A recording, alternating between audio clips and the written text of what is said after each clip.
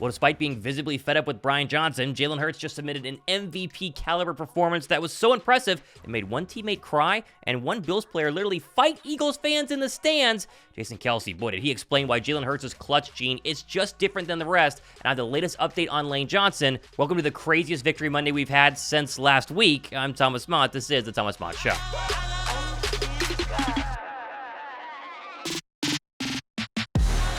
Okay, just when I thought the Eagles couldn't possibly play a closer game than the Chiefs last week and the Cowboys 2 weeks ago, the Birds rallied from 10 points down at half, nailed a 60-yard field goal to tie, and then walked it off in overtime to improve to 10-1? Just wait till you hear what Jason Kelce had to say about Jalen Hurts at the end of the game, but let's start from the beginning, where the Birds walked out in those really sexy Kelly green uniforms, but to absolutely miserable conditions. The rain was falling down heavy at the Link. Even more miserable was the sudden report that Lane Johnson woke up with some sort of groin soreness and was a game-time decision. Now, he would go through a full warm-up under the careful watch of Eagle trainers, but in the end, he wasn't able to go. Now, according to reports, he got an MRI, which confirmed some inflammation, although Derek Gunn gave more details, tweeting that Lane Johnson popped scar tissue in his groin on Friday, similar to what Sua Opeta did when he missed the Dallas Cowboys game. Lane is expected to return to action next week versus San Fran. Drop a like for the Eagles winning without Lane Johnson, but hopefully having Lane Johnson back next week when they play Chase Young, Nick Bosa, and the following week when they take on Micah Parsons. With Lane out, that meant Jack Driscoll would fill in at right guard, and honestly, he wasn't as bad as I was thinking. And Jack, you played your ass off.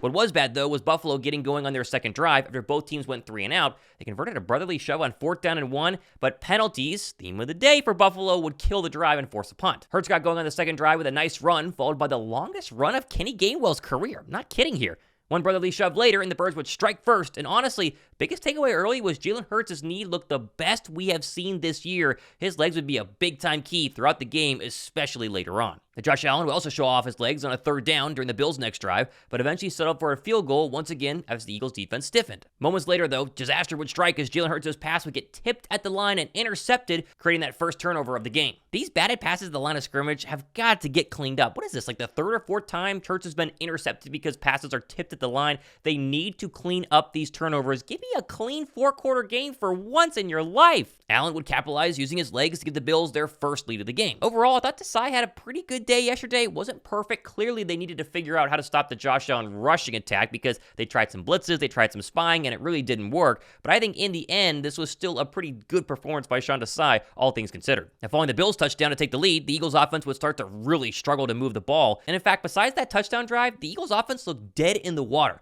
Brian Johnson's designed quarterback runs, those inside zones, and of course screen passes to 56-year-old Julio Jones made all of us want to absolutely scream and pull our hair out. I mean, this clip right here kind of looks like Hurts is fed up with Brian Johnson, right? Am I reading into this a little bit too much? Or is that Jalen Hurts kind of rolling his eyes and ignoring his offensive coordinator? And even after that clip, the Eagles offense would continue to struggle as they would punt and then give Josh Allen another chance to drive into the red zone, but Philly's defense, again, credit to Sean Desai, would bend but not break. Jalen Carter would then make the block of the year on this field goal to keep the Birds within 3. Carter had a massive game yesterday, and again, not everything comes up in the stat sheet, but tipping a field goal, getting some big-time pressure, stopping the run, all reasons why Jalen Carter continues to cement his Defensive Rookie of the Year award. Back out would come the offense, and just when you thought things couldn't get worse, Hurts would mess up the exchange with Kenny Gainwell, which resulted in another turnover for Philadelphia. With the Eagles offense struggling and the turnovers starting to kind of pile up, I think we all were wondering if this was finally the day where the entire offense would just not be good, and Philadelphia would score maybe 10 points. Hurts, to his credit post-game, would admit all of the mistakes in his press conference. Obviously, we have a ton to clean up. I have a ton to clean up. I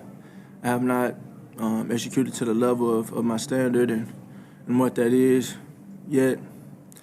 And, you know, it seems to be enough.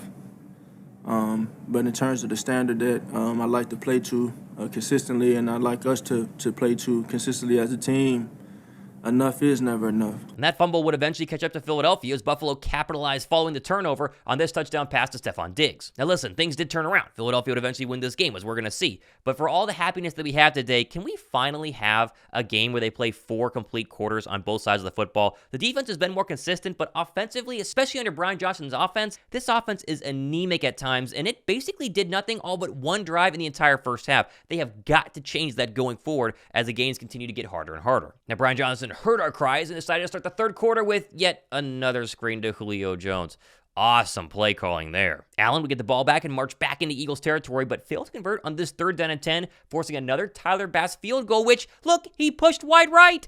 And at this point, still within striking distance, Philadelphia had a decision to make. Fold and get ready for San Francisco, or decide to go play. To Devontae Smith's credit, he said that decision was made in the halftime locker room. I guess we just decided to go play.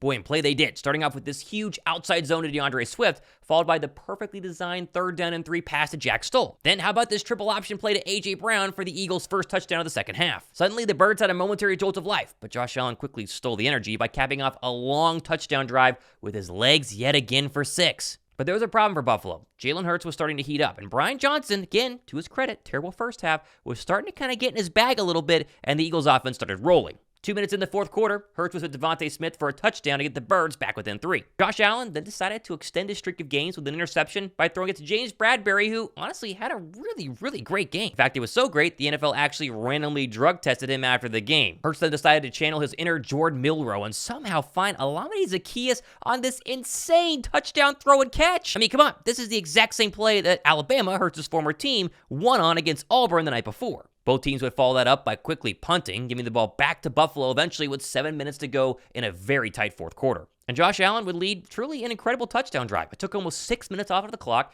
capped off by what should have been the game winner to Gabe Davis. I mean, look, Stefon Diggs definitely thought they'd won the game. Side note, you shouldn't do the Eagles flying celebration until you're for sure going to win, not when you take a lead with time left for the MVP. And with 2 minutes left, that MVP would march right into field goal range, despite Jason Kelce trying to ruin some things with a couple of false starts, but they would get it within 59 yards of a tie ball game, and Jake Elliot, he made an incredible kick, maybe the kick of his lifetime. Here's how it sounded on Eagles radio. Hold your breath. Ball is spotted. The kick is away, and the kick is... It's going over time! He is amazing! He is amazing! I mean, this is truly an insane kick, 59 yards in the driving rain, and Jake Elliott kind of shrugged it off in his post-game press conference. I think those are kind of situations I've always thrived in, kind of going back to high school through college. I feel like I've been put in those situations quite a bit, and yeah, for whatever reason, I really like those situations. So feeling extra boost of confidence, and like I said, we got one of the best units up front, so they do a great job. Rick threw a great ball in awful weather, and Braden did a great job too. And with that, we'd head to overtime, and the coin toss is already becoming a little bit viral. Listen to BG here. Heads is the call. It is a heads. You like the ball. Which way would you like to kick?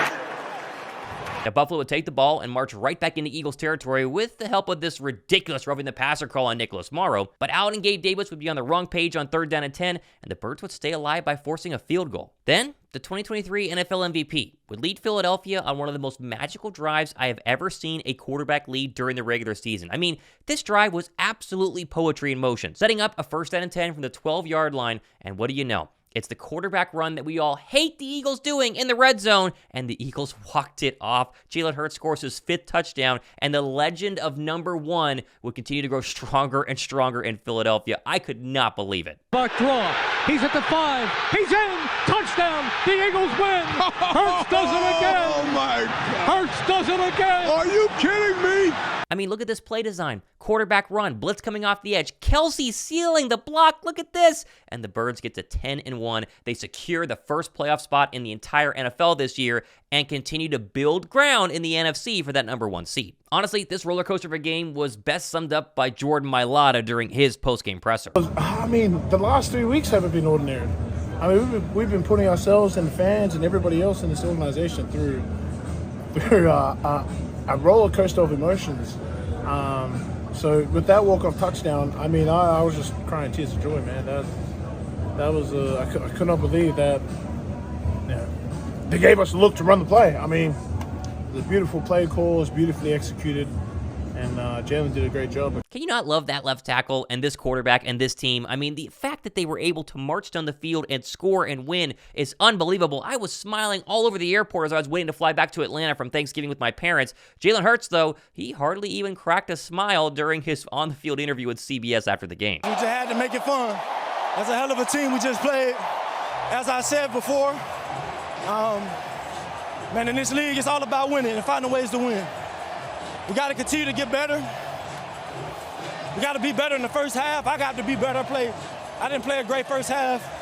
And that's something I have to change, but we found a way. We played team football, and we found a way to win. Now, the Bills players were obviously upset, but how about this altercation between an Eagles fan and Jordan Phillips? He's actually touching the fan there. He makes contact with them.